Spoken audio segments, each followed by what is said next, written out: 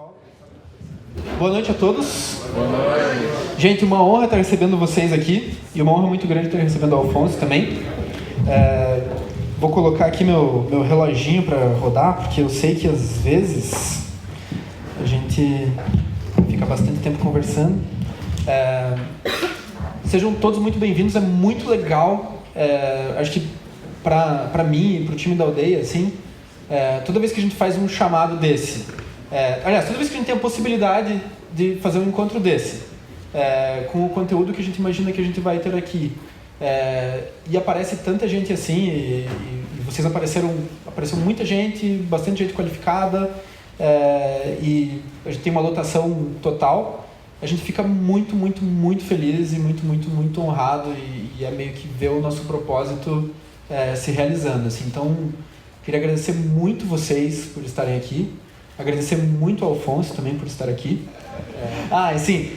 Então a gente vê que o nosso propósito está sendo cumprido, assim, e toda vez que isso acontece é uma delícia, assim, para todo mundo que está se esforçando, é a melhor coisa que pode acontecer. Então, obrigado a todos vocês, obrigado ao Alfonso por estar aí também. Imagino que sua rotina seja de vários tipos de correrias, assim, porque pelo pouco que eu te conheço, eu vi o Alfonso algumas vezes, uma delas num Smart Fail na aldeia, que ele foi falar sobre todas as coisas que deram errado para as coisas darem certo, né? E faltou tempo ali, porque tinha bastante coisa. E depois vi ele mais algumas vezes. Eu participei do Circus, que é a festa de fim de ano do Ibanks, que também merece um capítulo à parte, assim, seria mais uns 45 minutos de conversa. Então, é uma honra estar podendo ficar 45 minutos para ouvir tua história aqui. Muito obrigado por isso. E daí, contando um pouco sobre a cerimônia de hoje, assim, vocês estão fazendo parte de uma comunidade global de empreendedores, que é a maior comunidade de empreendedores independentes do mundo, que é o Startup Grind, que é uma iniciativa do Google for Entrepreneurs. E essa iniciativa visa justamente isso, assim, fomentar o empreendedorismo, e principalmente o empreendedorismo de startup, no mundo inteiro. E a gente tem um protocolo, assim, a ser seguido, que é o formato que a gente vai usar aqui, que é um formato apaixonante, assim. Então, o Alfonso não vai apresentar slides, ninguém vai assistir slides hoje, não sei se vocês ficam felizes ou tristes com isso, mas é muito legal, né? Mas a gente vai ouvir uma história da pessoa que está aqui na frente para falar para vocês. Então, agora eu já falei pra caramba, eu queria deixar um pouco pro Alfonso, assim, acho que fazer um resumo de quem você é e o que é o Ibanks, assim, nesse momento, e depois eu vou emendar mais algumas perguntas. Legal. Primeiro, tenho que agradecer aqui, primeiro vocês, né, até um pouco demais para mim, assim, saber que alguém pagou alguma coisa para estar aqui hoje, de coração, eu acho que eu não mereço isso, mas enfim, quero agradecer meu Inner Circle que está aí, que são os meus convidados, as pessoas que vieram comigo aqui. Eu tinha direito a 6, 7 ingressos, então essa galera representa muito para mim, né? Minha sócia na vida está aqui hoje, é muito raro isso acontecer, que é a Juliana, minha esposa. Sempre estou eu sozinho nesses corres aqui de falar e tal. E agradecer muito a aldeia, né? A aldeia, para quem não sabe, foi o primeiro cliente do processamento de pagamento local do Ibanks, né? Então, o Ibanks cresceu um pouco, o que a gente faz, né? Processo de pagamento para site internacional, a gente conseguiu tirar a cabeça para fora, e daí lançamos um projeto novo, Startup Total, 3 pessoas lá para começar a fazer rodar um negócio, como foi há 7 anos atrás, quando eu, o João, o Wagner e o Vitor, que estava ali junto com a gente, fundou o Ibanks e começamos nós 4. O processamento local foi igualzinho. E a gente precisava de um primeiro cliente, e o primeiro cliente foram vocês. Então, de coração, obrigado, né? E agora já estamos escalando esse negócio, mas nunca vamos esquecer que o primeiro cliente do Ibanks local foi a aldeia. Então, quando veio o convite, eu falei, na hora, tô dentro, e ainda mais sem slide, né? Que a slide mente muito, parece aquela coisa de só sucesso, né? Que realmente não é. Então, tô aqui para contar a nossa história aí com muito prazer. Valeu, mestre. E vamos começar então do começo. Aliás, vamos começar de hoje. O Alfonso me falou assim, cara, tô felizão porque eu acordei às 4 da manhã e tava mergulhando. Você é um mergulhador? Eu acabei me tornando mergulhador, né? mergulho livre, né? Faço pesca submarina, então você sem auxílio de oxigênio, né? Então é a apneia. E hoje, então como a gente tem uma agenda maluca, sempre tivemos, né? Meio 24/7, assim, trabalha direto, vai para casa fim de semana, e-mail, telefone, celular,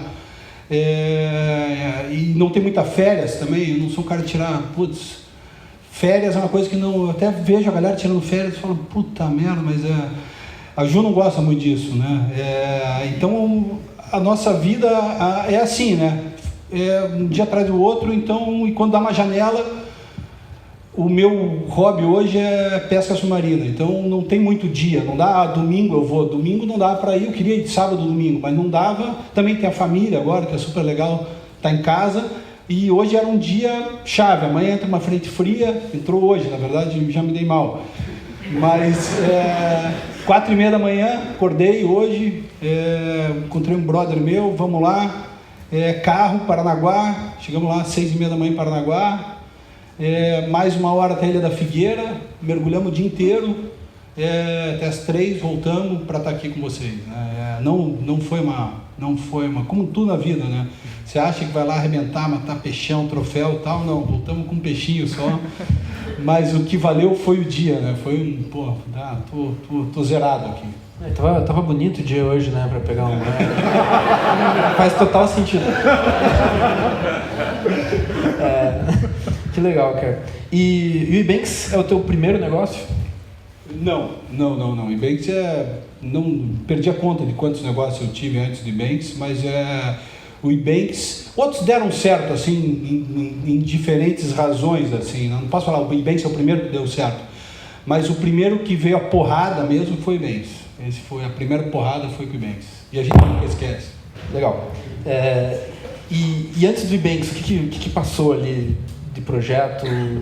O que foi te formando como empreendedor? Eu acho que eu sempre quis ser sócio de todo mundo, né? Então, quando eu fui advogado um tempo da minha vida, os caras chegavam lá com um problema para eu resolver, e eu via aquele problema do cara uma oportunidade, e logo eu queria estar sócio do cara, vamos resolver isso aqui junto e tal. Então, sempre fui muito curioso, né? Isso, acho que a minha curiosidade e um pouco de criatividade me levaram a empreender, vontade de realizar, né? Então, eu não tinha capacidade de realizar em casa, ver uma família legal, assim, mas nada que pudesse pagar meus sonhos, né? Então, na verdade, a ideia de empreender veio de uma forma de eu tentar conseguir realizar meus sonhos de cada época, né? E os sonhos da época, os primeiros empreendimentos que eu fui, quando fazia festa na faculdade e tal, eu queria surfar, eu precisava de grana para ir para o Hawaii, né? Então, que era um sonho meu. Então, sempre nasceu de uma necessidade de conquistar alguma coisa. Pô, que legal. E, então, passou pelo sonho do Hawaii, que mais que veio aí de sonho? Passou o sonho do Hawaii, passou o sonho de... saltar de paraquedas, por exemplo, que tive minha carreira, fiz mais ou menos uns 1000 saltos, então, cheguei lá, e daí veio sonhos difíceis também de voltar a andar, que teve essa agenda na minha vida, em 2005, quando me acidentei saltando de paraquedas, e daí você está preparado para essas mudanças, de uma forma feliz de encarar a vida, né? Dando risada, não risada, mas dando risada mesmo. Tem um problema, é isso que eu tenho para hoje, né? E foi assim também nesse desafio grande que eu tive, e não foram só esses, né? Teve vários outros, mas encarando a coisa assim com positividade, né? Com alegria. Você ficou quanto tempo sem conseguir andar? Assim, para eu falar que eu estava andando, consegui ir daqui até ali, assim, mais ou menos em 5 minutos, demorou 1 ano, assim, para fazer isso. Caramba! Com andador e tal. Isso antes do Ebanks? Isso antes do Ebanks, isso foi em 2005. O Ebanks nasceu em 2012, mas antes de 2012 a gente fundou uma outra empresa de pagamentos, que foi a Astropay. Eu comecei a me envolver com pagamento mais ou menos em 2008. Né? E 2005 até 2008 eu precisava trabalhar, né? E daí eu empreendi na televisão. Alguns devem lembrar aqui, até tem um sócio meu da época da TV, o Marco está aqui, uma alegria ter o Marco aqui, um parceiro de longa data ali. Você é um cara que pode falar também, assim, a gente tinha um programa no Canal 21, um programinha pequenininho ali, e a gente tinha que fazer daquilo, tinha que inovar ali, né? Então, inventamos GoPro na época, programa de domingo, sempre com criatividade, né? Aplicando tudo que a gente aplicava lá, a gente aplica hoje no Ebanks, assim. Então, foi muito marcante, assim, foi a minha saída do acidente para começar a empreender foi através da televisão e daquele programa que a gente tinha no Canal 21, depois a Band nos contratou e fomos lá. Que bacana. Vocês lembram qual que era o programa? Não. Sabe aquele dos 3 torcedores do Atlético? Esse é antes ainda, né? Esse é antes. Esse é lá em 2002. E daí, em 2005, eu acabei virando meio que apresentador do programa. É meio ridículo ver, mas está no YouTube. Beleza, depois a gente manda o link para você. Entra no YouTube lá, vai ter um monte de vídeo nosso. Mas o Alfonso também foi o cara do Paraná Clube, naqueles 3 torcedores que... Sim. Então o cara já teve várias carreiras de sucesso aí. Mas daí um dia surgiu essa ideia aí, né? Uma ponta ligando a outra sempre, né? Então eu era advogado, na época da advocacia eu já tinha advogado para um pessoal que mexia com o jogo, e daí levei esses caras a pensar fora da casinha, levei esses caras a viajar para entender, ver como é que era Las Vegas e tal, sempre tentando, depois eu aprendi essa palavra do Fábio Barbosa, virou mentor nosso da Endeavor, né? O ex-presidente do Santander, do Grupo Abril. Você tem que estar sempre ahead of the game, né? Ahead of the game. Então era sempre assim, isso é uma coisa que no Ebanks a gente aprendeu isso desde o dia 1, né? Mas isso já tinha lá atrás, já pensava. Então, na época do jogo, daí a TV tinha um limite ali físico para a gente crescer, eu já estava um pouco melhor fisicamente.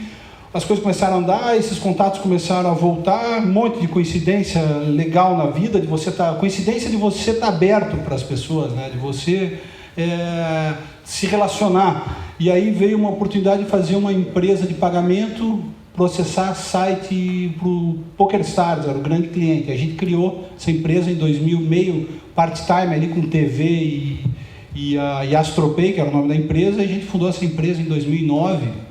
E deu super certo, assim, pro limite dela, né? Que era processar pagamento para o PokerStars, sites de poker, assim, bombou ali, Brasil e América Latina, mas claro, dentro de um nicho, né? Então foi assim que me deu a minha entrada no mundo de pagamentos na internet.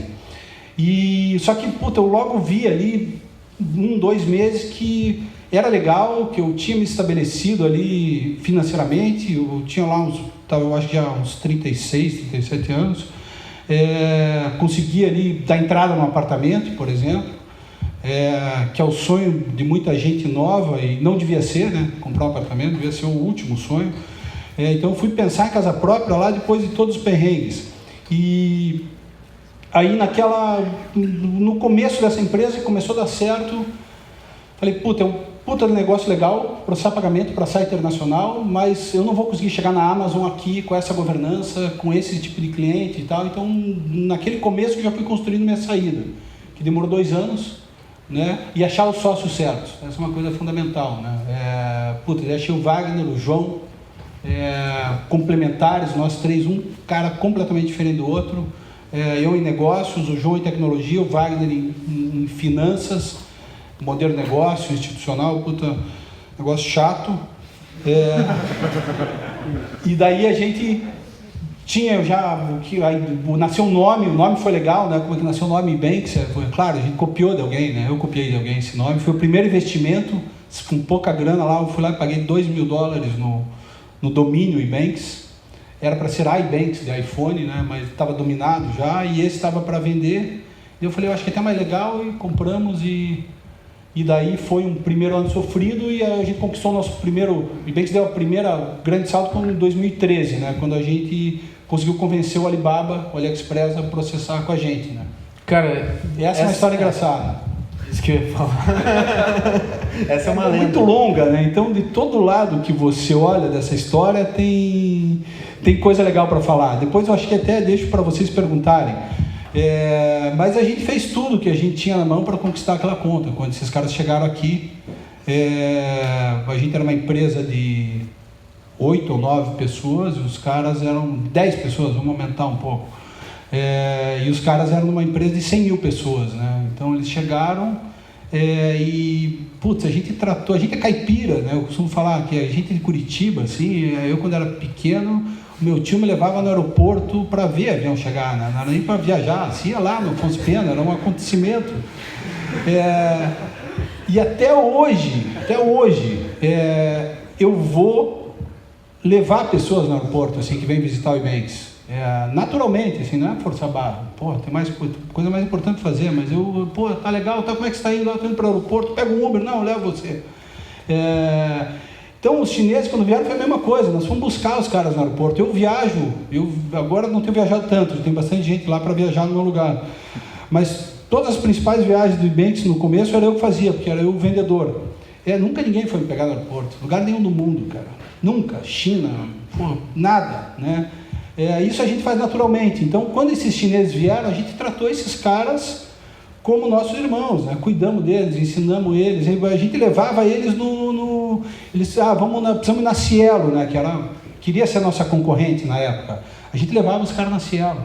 Ficava lá embaixo, que nem uns manés esperando. Os caras subiam, desciam, e daí como é que foi lá? Pô, daí nisso a gente estava amigo, e os caras confiavam na gente. O lance do tamo junto, que a gente fala. E aconteceu, né? E daí esse acontecer foi um monte de coisa, tipo, vocês têm reembolso automatizado no API de vocês? Eu falava, tenho. Não tinha, né? Mas eu não estava mentindo. Eu estava antecipando uma verdade que eu ia ter aquele negócio. E aí eu falava para o João, porra, aí, então me manda o API. Puta, mando, pode deixar que eu mando, mas agora é tarde, estou sem meu computador aqui e tal. E o João lá, codando lá o refund automatizado, e no dia seguinte ia. Esse tipo de coisa, né, que a gente fez. E no dia antes de começar o primeiro pagamento do Alibaba, amanhã vai live o negócio. Pô, estava lá, demorou. Essa história da primeira visita até ir live coisa de um ano. Primeira conversa, tal, sem parar, integração, lá, 1 ano. Chegou no Go Live Date, agosto de 2013, os caras... O Afonso ia começar hoje, mas surgiu um problema aqui, o compliance nosso aqui pegou, viu que vocês são uma empresa muito pequena, não tem balanço publicado e tal, a gente vai precisar de uma caução. Eu falei, mas como assim caução? A gente vai precisar de um dinheiro aqui para vocês colocarem na frente, que é $1 milhão. Caramba!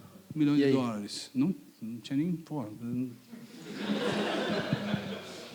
Mas esse é um negócio legal. Não se desespere, né? Não se demonstre fraqueza. Tenha medo, mas não demonstre medo, né?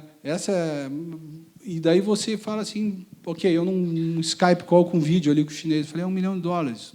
Não teria problema.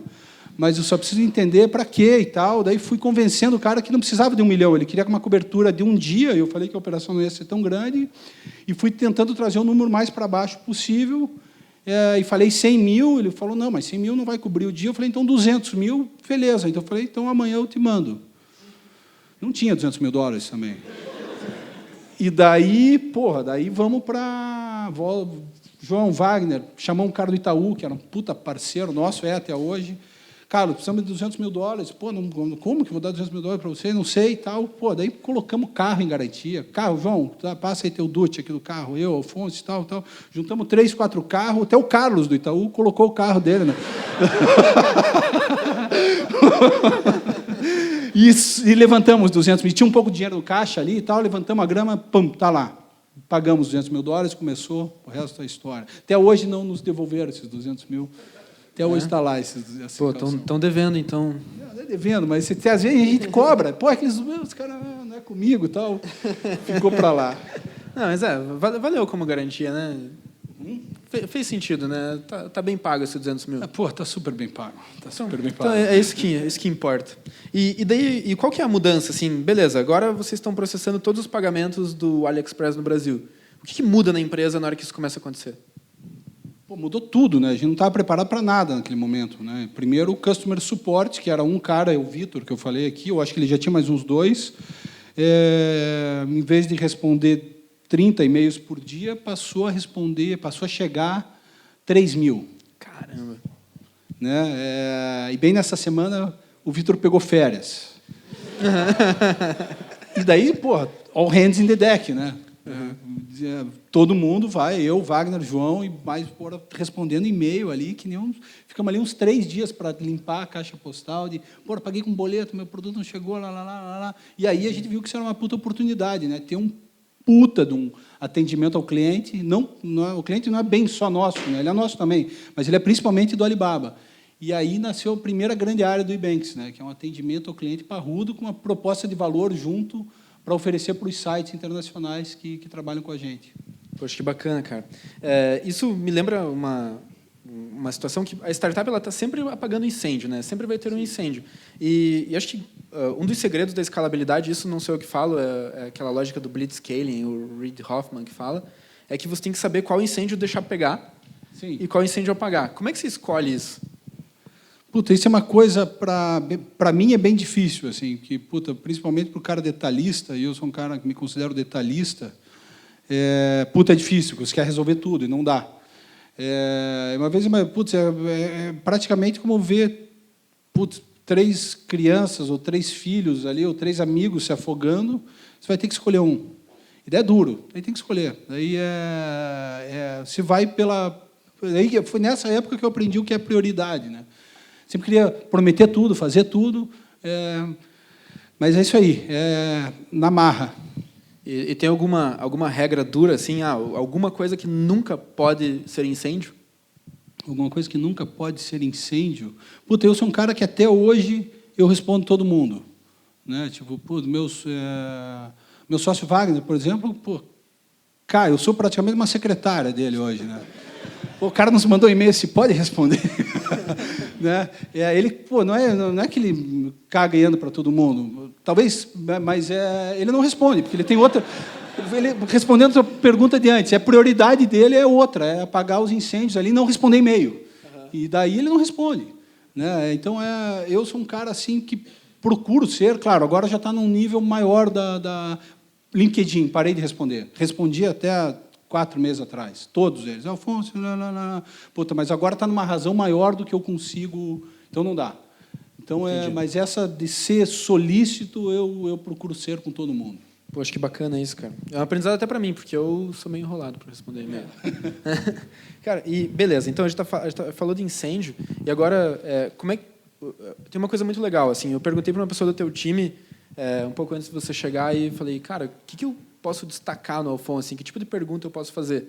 E daí a pessoa respondeu, olha, eu acho que o que mais chama atenção nele é essa questão de que ele tem um pensamento e um sonho muito audacioso. Então, é impensável o que ele está apontando lá na frente, a lógica do sonho grande ali, é impensável o que ele está apontando na frente, ele começa a apontar, e todo mundo, nossa, isso é impossível. Daí, de repente, é impossível, mas talvez. E você começa a trazer isso para o time, e isso faz parte hoje da cultura de qualquer banker. Você falou um pouco disso, mas de onde que surgiu isso? E como é que você faz para bater nesse tambor todo dia, assim? Puta, isso é uma coisa, é aquela história que a gente aprendeu na Endeavor, está aqui a nossa chefinha da Endeavor hoje, Letícia, né, que a gente aprendeu na Endeavor muito cedo, que a Endeavor, puta importância para a gente. Né? Porra, é foda assim, o que esses caras fizeram pela gente. Né? E hoje, muito feliz de poder dar um give back para a Endeavor. Né? Mas esses caras nos ensinaram a ser gente mesmo. Num momento que a gente não era gente, né? Não era gente para eles, né? E eles meio que se enganaram que a gente podia ser gente, e a gente passou num processo seletivo sendo 10 vezes menor do que qualquer empresa poderia passar, né? Persistência, tudo isso, antecipação de verdade.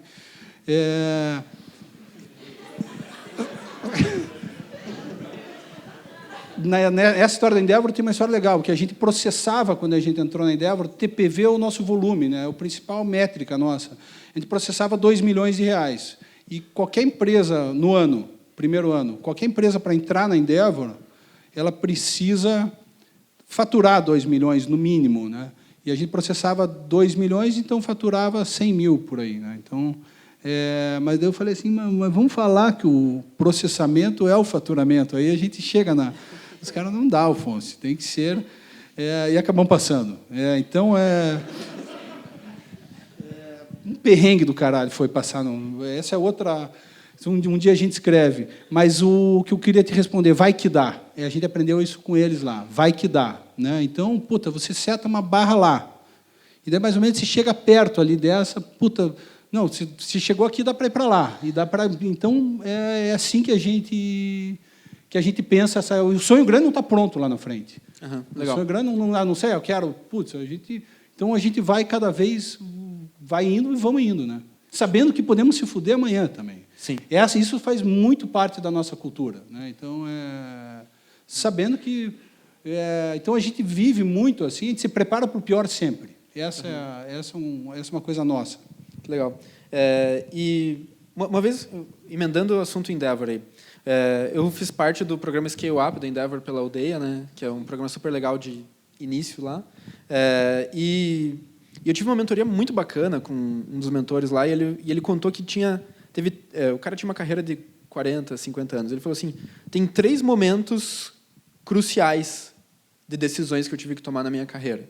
E só 3. E o cara contou os 3 lá, que eram os 3 momentos dele. Se você fosse apontar 1, 2 ou 3 momentos cruciais da tua carreira, quais seriam esses momentos?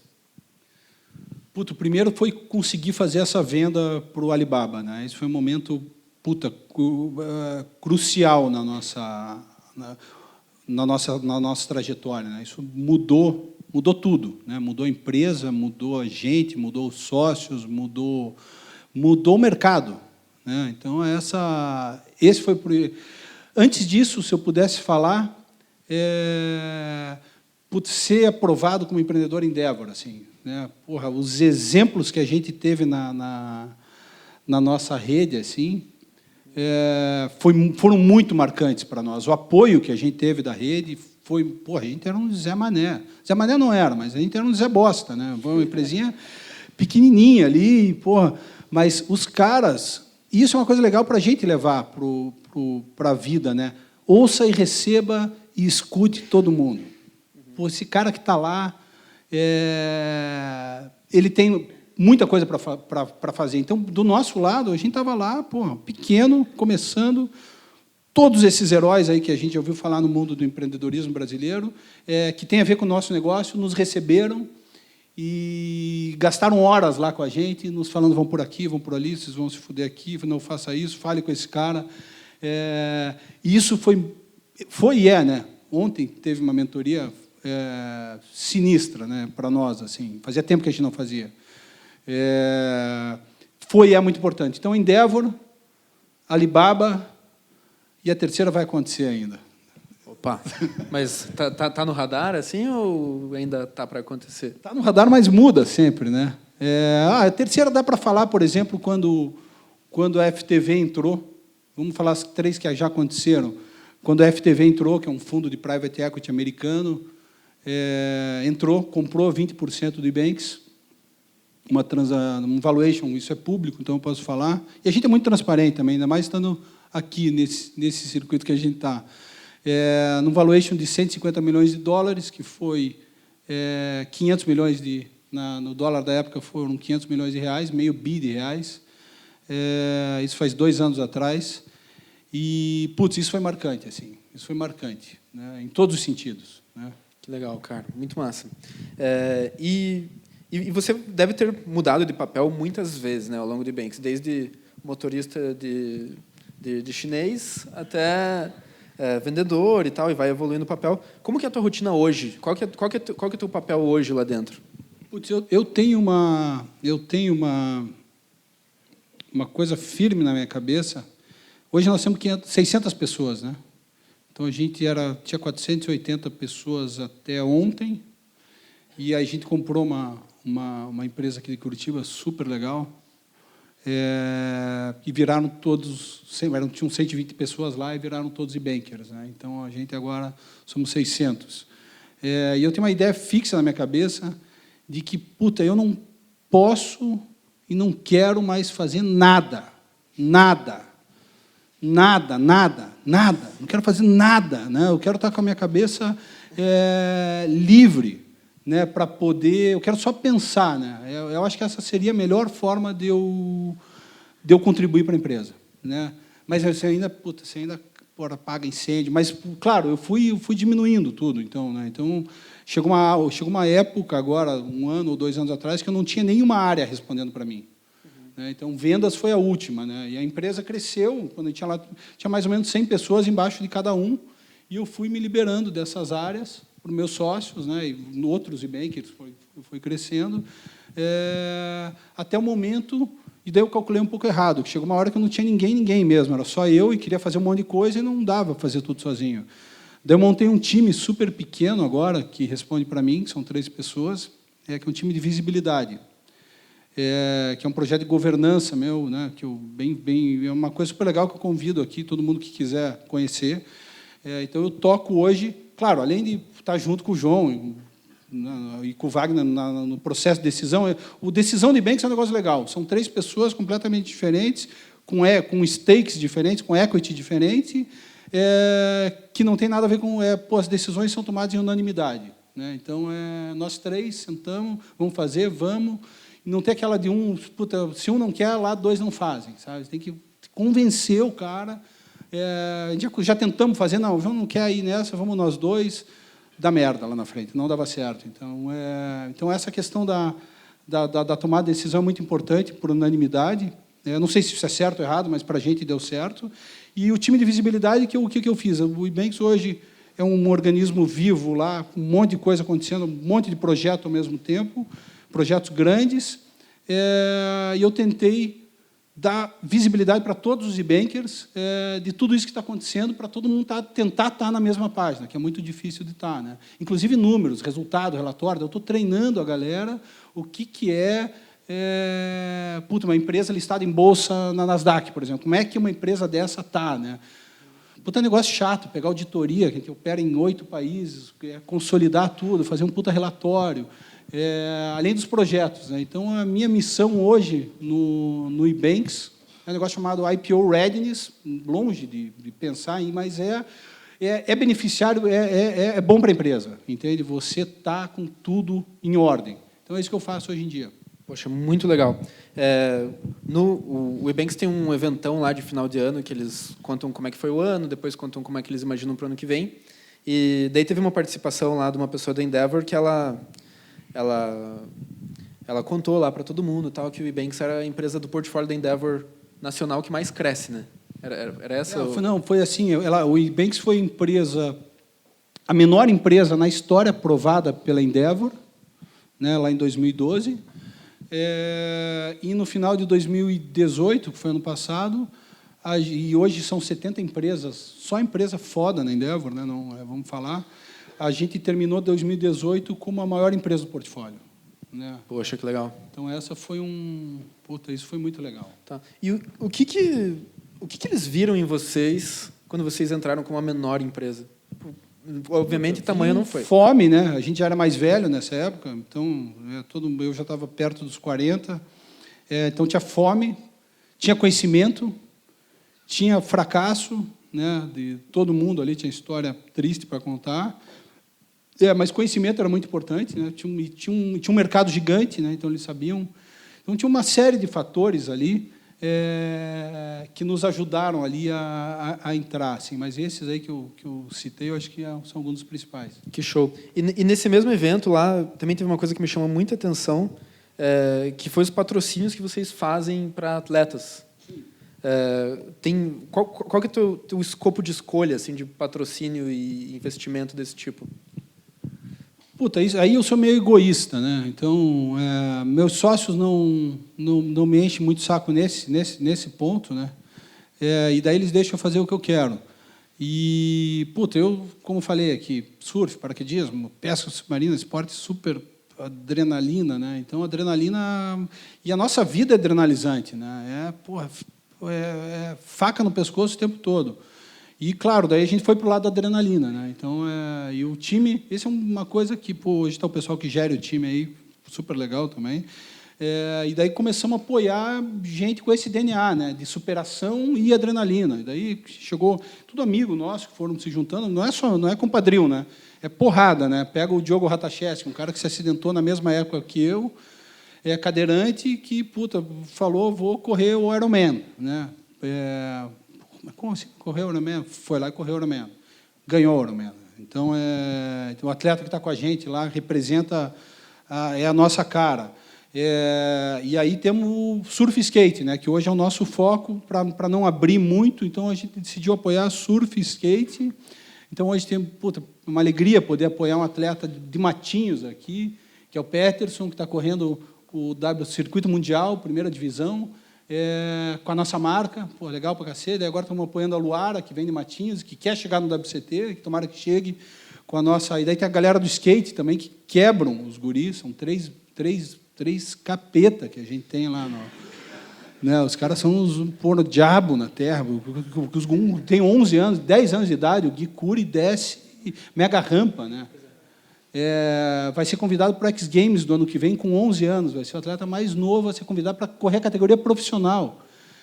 Então, não tem como não estar do lado desses caras que são aqui de Curitiba, né? Então, acho que tem a ver muito com o nosso jeito de ser. Que show, cara. Eu acho que o jeito de ser do Ebanks é muito característico. Assim, eu que já participei de algumas interfaces pela aldeia ou pessoalmente com o Ebanks, dá para ver muito isso. Assim, vocês têm um DNA muito forte, assim, e eu tenho certeza que essa cultura, olhando para você e conversando contigo, veio muito de ti, mas ela já não é mais só você. Assim, acho que tem um exército legal aí. Longe de ser. O que ficou meu ali eu acho que um pouco do exemplo, assim, em alguns pontos, assim. Estou super feliz com isso, que alguns exemplos meus ali, trabalho duro, por exemplo, ali 10 às 10, que é no mínimo ali uma jornadinha de trabalho nossa ali. Alguns exemplos ali ficaram, assim, sabe? Porque a gestão, a coisa evoluiu tanto assim que ainda bem que não sou eu, tem gente muito melhor que eu para estar lá gerindo e tal. Então a questão do exemplo assim, é uma coisa muito forte para a gente. Dá para contratar uns profissionais bons, assim. Isso é uma coisa legal. Isso é uma coisa legal. Que massa. Isso é uma coisa legal. Né? Isso é muito legal. Que legal. E agora sobre mercado, assim, de startup, empreendedores, eu imagino que boa parte daqui das pessoas sejam empreendedores ou são pessoas que estão tentando encontrar insights de mercado. Como que você enxerga o nosso mercado de Curitiba? Que conselho você dá para essas pessoas? O que você deve falar com bastante gente que está começando ou que está tocando seu negócio. O que você geralmente fala para essas pessoas? A gente tem, eu acho que você já sabe do nosso fundo, né? A gente criou um fundo que chama High Capital, High de HI de Honey Island, que é a Ilha do Mel, que é um lugar que a gente gosta. Já está no segundo fundo, então a gente investiu em 4 ou 5 empresas no primeiro fundo, que foi R$1,5 milhão que a gente colocou, o dinheiro dos fundadores do Ebanks. Isso lá atrás, isso faz uns 3 anos. E deram super bem. Uma delas é uma empresa que se tornou Ebanks agora. Ou seja, pagamos 40 milhões na empresa, né? Saiu caro. Então, essa é uma alegria de poder... não tenho o que falar. Isso emociona, entendeu? De pegar 4 empresas que não tinham ninguém lá, só os fundadores, como a gente.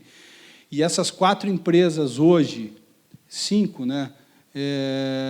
Elas, fazer um cálculo rápido aqui para baixo, devem empregar perto de umas 400 pessoas, essas 4 empresas, assim, que começaram há 3 anos atrás. Isso não tem preço, né? E daí depois se vira lançar um fundo 2, e daí já cresceu um fundo de R$1,5 milhão para 6 milhões, daí com o apoio do ecossistema, gente colocando dinheiro junto ali. Isso é muito legal, né? Então, estamos bem nessa fase agora. E o que eu falo para essa galera? 2 coisas muito básicas. Tamanho do mercado, vai se meter em alguma coisa, tamanho do mercado, veja se tem mercado, e veja se o mercado é grande, não adianta você ter uma puta ideia para um mercadinho de merda, né? Então, tamanho do mercado. E outra coisa, monetizar, né? Isso a gente aprendeu não entre em negócio. A gente não sabe fazer isso. Tem muita gente que se dá super bem, mas a gente não sabe fazer isso, que é negócio que não dá dinheiro, né? Então, aprenda a monetizar teu negócio, né? E em um mercado grande. Essa, eu acho que 2 coisas assim, bem básicas. Show de bola, show de bola. E para o Ebanks, assim, o que você enxerga, que verdades você está antecipando agora? Verdade que é uma eterna provação, assim, né? Então, quando você não tem nenhum cliente, os caras chegam e falam, cara, você tem que ter um cliente grande aqui dentro de casa. né? Daí você fala, porra, tá bom, tem razão. Daí você vai lá e conquista um cliente grande, animal, tipo Alibaba. Você fala, porra, agora detonamos, somos bom pra cacete. Daí o cara chega, esse mesmo cara, o outro, fala, puta, mas um cliente não dá, você tem que ter 10 clientes grandes. Pô, tudo cara que demora um ano para você fazer uma venda dessa. Você fala, pô, 10 clientes grandes. Então, vamos lá. Rema, chega nos 10 clientes. Daí o negócio explode. Daí, os caras chegam e falam, puta, mas só tem 10 clientes grandes, cara. Você precisa de 100 clientes grandes. E daí não para, entendeu? E daí não para. Daí você tem que ir atrás disso. E no nosso caso, eu já falei para o Wagner e para o João uma vez, se eu pudesse dar um freeze no Ebanks, assim, e congelar, eu teria congelado o Ebanks há uns 3 anos atrás, se eu soubesse que aquilo ali ia para o resto da minha vida, né? Que ia ser aquele negócio ali, faturar tanto, lucro líquido de tanto ali por mês, pô, tava legal. Só que isso não acontece, né? No nosso caso, crescer, mercado financeiro, porrada, Cielo, regulatório, Banco Central, mercado internacional que a gente está, competidor que vai entrar, grande. Puta, nosso caso, onde a gente está inserido, crescer é sobreviver, entendeu? Então, se a gente não crescer, a gente não vai sobreviver. Então, é uma questão de pura sobrevivência, por mais louco que possa parecer. Então, a gente só vai sobreviver, né? Sobreviver se a gente crescer e tentar crescer o mais rápido possível. Show. E qual que é o tamanho que dá para ficar? Puta, dá para ficar grande. O pior que dá para ficar grande, cara. Esse que é o negócio. E é uma coisa maluca esse negócio de ficar grande, porque quanto maior você fica e acha que dá para ficar, é inversamente proporcional à tua sensação de capacidade, sabe? Você fala assim, porra, mas como, né, que a gente tá aqui assim? Por quê, né? Então é uma briga assim, é uma briga diária, mas dá para ficar grande. Dá para ficar grande. Esse deal que aconteceu com a gente aconteceu há 2 anos atrás. Então, a primeira meta é tirar esse... E o mercado te dá essas réguas, assim, né? Então, o mercado te dá essas réguas. Puta, uma empresa que vale mais 1 bi. Então, isso acaba sendo naturalmente, né, para você ir para lá. Não é porque você quer, não é ganância, não é... Daí entra no lance da sobrevivência, mas, puta, esse é o próximo grande passo. É chegar nesse... Que eu acho que a gente talvez até já esteja, mas a gente precisa estar nesse patamar, entende? Patamar do bi. Patamar do bi, exatamente. Que legal, cara. É um bom sonho, né, a ser realizado e sim. E depois do bi acho que dá para chegar mais também, né? Daí dá. Aí eu acho. Muito legal. Cara, o tempo está esgotando aqui para a parte da conversa, mas eu queria pegar um conselho teu que é um conselho talvez difícil de dar, assim. Se essa galera tivesse R$100 no bolso, onde que você diria para eles gastarem esses R$100 para avançar no negócio deles, na carreira deles, em qualquer direção legal da vida deles? R$100 no bolso precisa gastar, vendas, né? Vendas, all-in vendas, né? Faz um curso de R$100 do Lair Ribeiro ali, por exemplo, talvez. Né, autoajuda, sei lá, o que der para comprar com R$100 ali, para você fazer um curso de melhorar teus skills de vendas, assim, all in nisso aí, né? E daí sai vendendo. Show de bola, que maravilha, cara.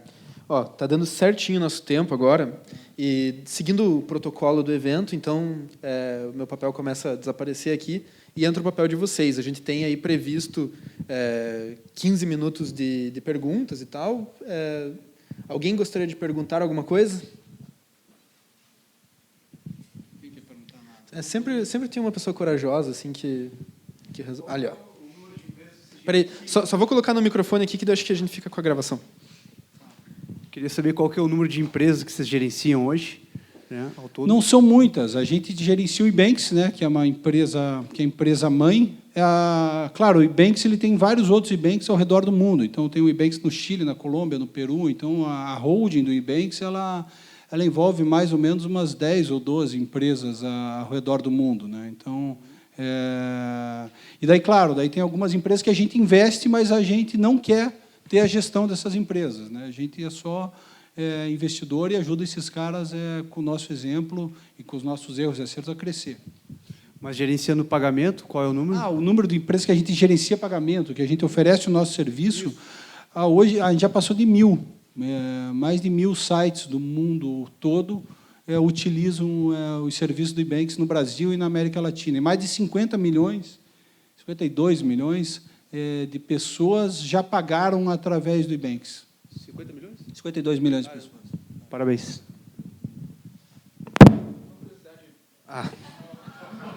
Olha só, consegui. E qual que é o volume de processado no último ano? Processado, ano passado a gente processou 6 bilhões de dólares, 6 bilhões de reais, 1,5 bi de dólares. Esse ano a gente tinha uma meta de processar 2 bilhões de dólares, né, crescer uns 40%. Mas agora, com essa aquisição que a gente fez, a gente vai passar. Então, a gente vai chegar próximo, ainda mais com o Ebanks local, que você ajudou a fundar. Obrigado, de novo. Está ajudando mesmo. Porra. A gente vai chegar... A meta é chegar em 10 bilhões de reais esse ano. Legal. E uma dúvida, como que você vê a comoditização do mercado de meios de pagamento? Assim, como vocês estão sempre à frente e deixam de competir com grandes players ou entrantes de fora? Boa pergunta.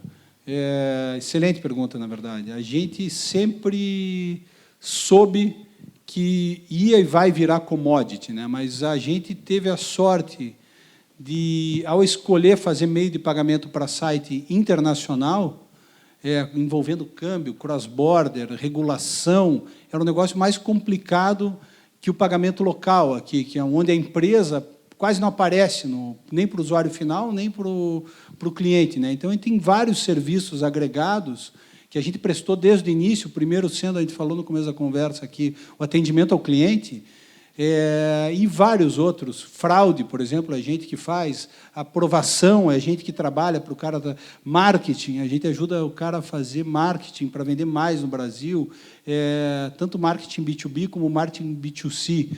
Então, a gente tentou fazer do Ebanks uma empresa de tudo menos commodity, né? E no cross-border, e foi justamente com essa pegada que a gente entrou no Ebanks local, que está completamente comoditizada, a maquininha, os caras brigando por preço, caindo, e uns caras como a Aldeia, assim, super mal atendido no mercado, querem uma solução tailor-made, como a gente fez para o Alibaba e para o Airbnb, com vários features assim, não quer desenvolver em casa e não tem no mercado que alguém que desenvolva. Então, a gente entrou com esse DNA também, tentando se afastar da commodity. Ô, Alfonso, você comentou sobre a regulação, Bacen, né? Queria saber o quanto isso te trava hoje, o quanto isso te segura para esse crescimento aí todo, né? Isso te atrapalha muito hoje ou não? Só me ajudou, na verdade. Nunca me atrapalhou. Porque a gente veio... Eu aprendi uma coisa de um mentor nosso. Mentor, ele virou conselheiro nosso, que é o fundador da GetNet, o José Renato Hopf.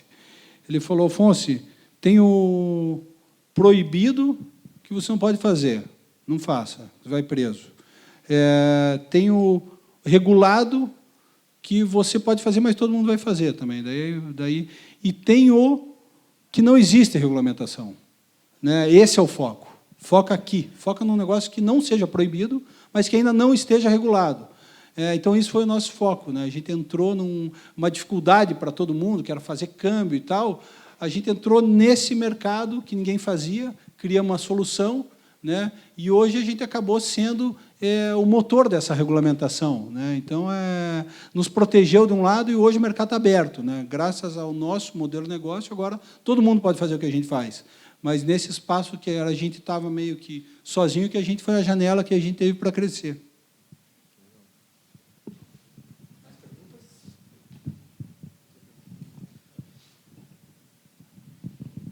Boa noite, Afonso.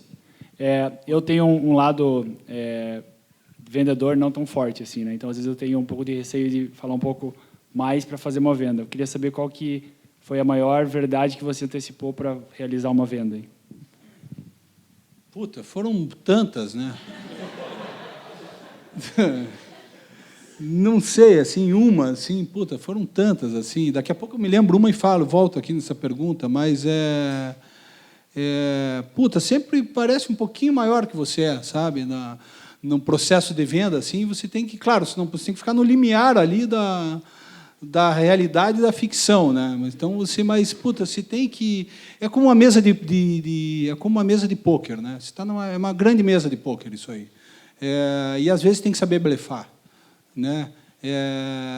Então essa questão da antecipação de verdade não é nosso. Puta, todo mundo, né? Faz parte da história do vendedor, assim. E não é só antecipar uma verdade, é você fantasiar, é você ser criativo, é você contar uma história para o cara, assim, super legal. É muito mais assim capturar a atenção da contraparte do que você só antecipar uma verdade. Mas eu me lembro de uma história, eu te conto aí. Quem mais? Afonso, se tivesse que dar uma receita de sucesso para o empreendedor, quanto por cento de xadrez, quanto por cento de pôquer, quanto por cento de truco? Puta, eu acho que claro, no começo você acaba sendo mais pôquer ali, mas depois que você vai, depois entra o xadrez na jogada, né? Daí você tem que se esquecer um pouco o pôquer e virar jogador de xadrez, e se vira um jogador de pôquer só high stakes pôquer ali, só puta, né? Uma jogada ali pode. Então sem dúvida nenhuma uma pergunta muito boa e uma mistura dos três, né? Tem que não dá para escolher uma, mas é uma mistura dos três.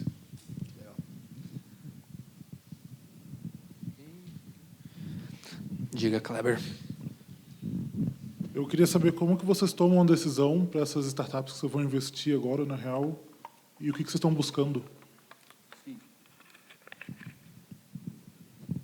A gente, claro, tem uma pessoa espetacular lá hoje, que é a gestora da High Capital, que é a Mariana. Ela era ex-diretora-geral da Endeavor no Paraná e trabalhou um tempão na Endeavor e daí foi trabalhar com a gente.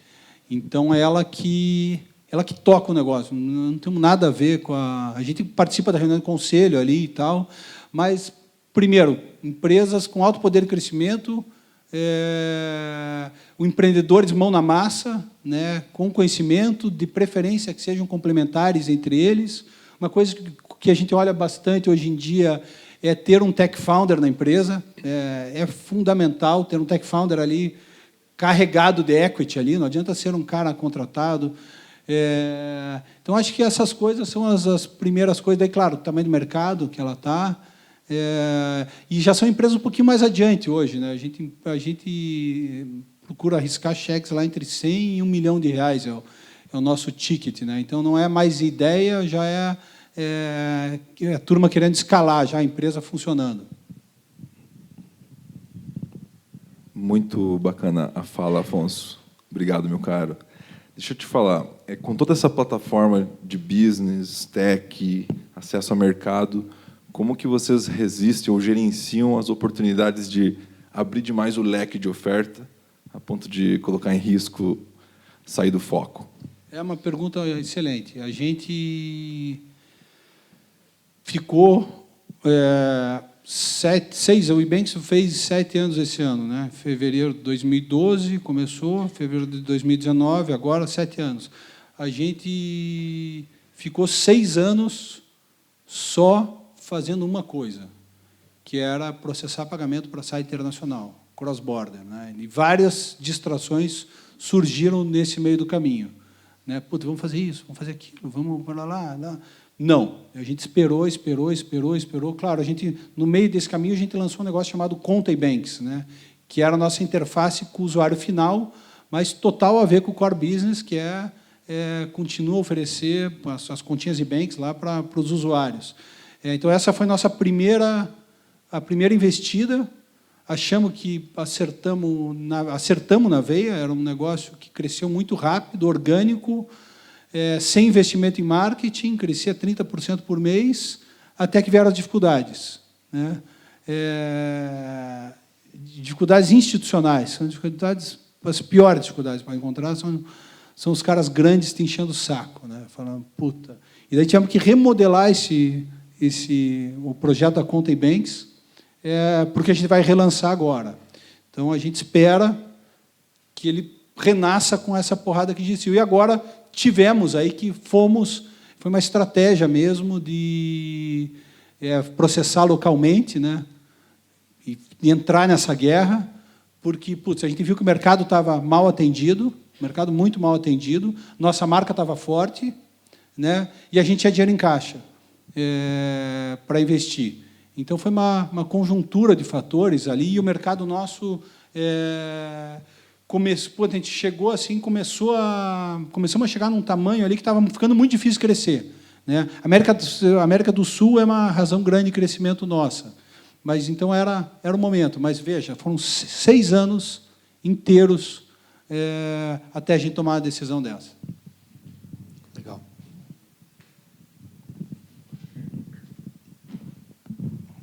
Boa noite, Afonso. Queria que você contasse um pouco como é que foi esse crescimento para olhar para 2012, ter 4 sócios e agora 600 pessoas, manter a cultura.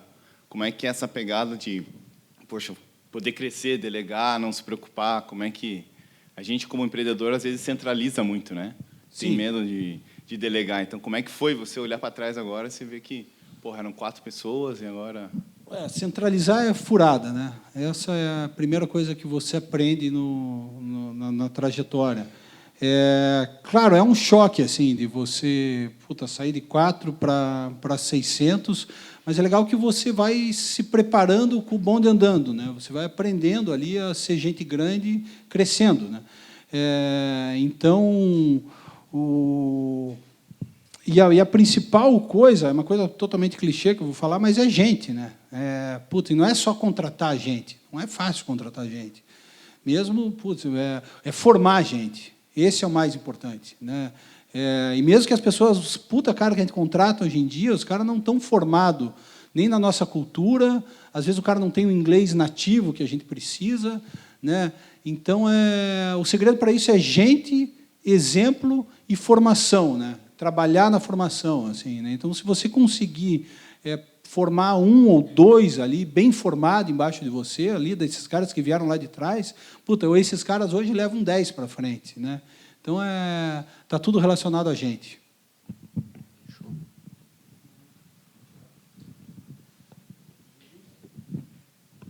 Oi, Afonso. Boa noite. Tudo bom? Eu lembro, não sei se você lembra que a gente, né, fez um... Lembro. Você é da época do escritório da Praça da Espanha. Escritório da Praça da Espanha, né? E ouvindo você toda a história, eu achei muito legal a parte que você sempre fala assim, que você sempre se aconselhou com outras pessoas, com mentores, né? Como que é esse teu relacionamento assim de você buscar com outras opiniões? Como que você qual é o momento que você acha, eu preciso de uma outra ideia ou falar com outra pessoa? Como que é esse relacionamento com mentores? A minha vida sempre foi muito baseada em exemplos, assim, né? Então, eu tive bons exemplos na família, exemplo do que fazer e do que não fazer também.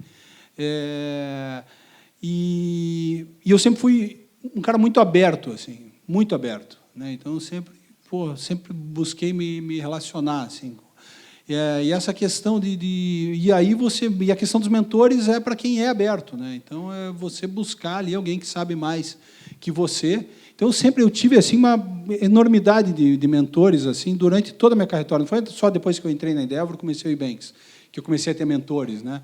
Essas mentorias assim, por exemplo, quando eu tinha um amigo, um sócio na advocacia, gênio, né? Eu procurava ficar do lado do cara ali, aprender o máximo que eu pudesse ao lado dessa pessoa. Enquanto as pessoas achavam, não, esse cara fala demais, não sei o quê, para mim, não. Então, eu sempre, quando eu achava alguém interessante assim que eu podia aprender, puta, eu colei assim em várias dessas pessoas na minha trajetória, e depois que eu aprendi essa palavra da mentoria, aí a gente passou a usar e abusar, né? Ainda mais que era grátis, né? E você faz mentoria com outras pessoas hoje em dia? Você dá mentoria? Putz, não mais hoje dentro de casa ali, sabe? Hoje a mentoria assim que eu por causa de tempo mesmo, né? E daí volta na história da prioridade, né? Hoje eu dou mentoria para as nossas investidas ali, para quem está mais próximo, mas é só por falta de tempo. Tenho 3 prioridades na vida que eu procuro fazer da melhor forma possível. Putz, o Ibanks, minha família está lá presente em casa, né? Então não tem sair, não tem shopping, não tem nada. Trabalho, vou para casa, e os que eu fiz hoje, que é a minha droga, né? Que é pesca submarina. Então, putz, eu deixo 2 dias vazio na minha agenda, quando se dá uma janela ali, eu vou, né? Então essa é a forma como eu me conduzo hoje em dia. Legal. Mais alguma pergunta? Bom, galera, deu exatamente o tempo do previsto aqui na cerimônia, eu queria começar uns encerramentos, mas antes de fazer o encerramento, eu queria avisar vocês que o próximo encontro do Startup Grind já está marcado. Vai ser com outro empreendedor que também é empreendedor Endeavor, essa galera é muito legal também, que é o Vitor da Contabilizei. Você conhece ele, Alfonso? Conheço, já conheci desde o início, assim, o Contabilizei veio, foi um negócio que me chamou muita atenção. Falei, putz, esse negócio vai dar super certo, eu nem tinha grana, mas eu já queria investir no negócio na época. Quando eu vi falar, eu falei, pô, imagine o cara automatizar a contabilidade, um puta gargalo que todo mundo tem, e não deu outra. Eu estava certo na minha previsão, pena que não deu certo da gente não ter e não deu certo da gente investir lá, né? Que é um cara super legal, deu uma palestra junto, daí nos batemos aí nos eventos da Endeavor, assim, uma história assim fantástica de vida, cara muito legal. O Vitor é outro cara bacana pra caramba. Então, dia 2 de julho, né? Então, dia 2 de julho tem o próximo Startup Grind com o Vitor. Para vocês que estão aqui, a gente vai mandar um cupom de desconto no e-mail de vocês, vai ser super mais barato, vai ser R$10 para assistir. Então, só que só para vocês que estão aqui. E vai durar uma semana esse cupom. A ideia é que a gente vá priorizando quem veio nos encontros anteriores e que vocês tenham uma rotina aí muito legal. A gente pretende fazer 10 encontros, pelo menos, em 12 meses. Gente, Alfonso, primeiro, cara, foi uma oportunidade absurda para mim ter conversado contigo e ter conduzido essa conversa. Eu adoro ouvir histórias de empreendedores e acho que a gente aprende muito mais observando a pessoa e com a história dela, às vezes, do que com os livros ou conselhos que são dados, sei lá, em ambientes mais estruturados, assim. Então, muito obrigado por ter sentado aqui nessa cadeira, por ter falado do jeito que você fala, por ter compartilhado a tua história do jeito que você enxerga ela com todo mundo. Isso é muito, muito, muito valioso. Acho que é um pouco do give back que você está fazendo também para a sociedade. Obrigado mesmo por ter vindo, por ter se disponibilizado.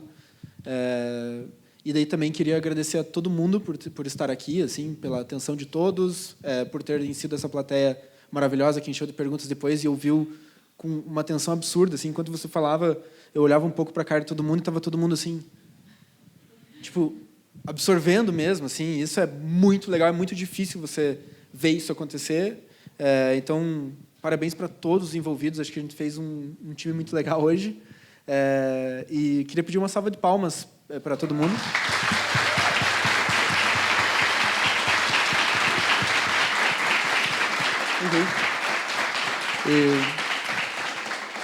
E avisar a todos, então, que agora estaremos tomando chopp ali fora. E nos vemos, então, ali fora. Valeu!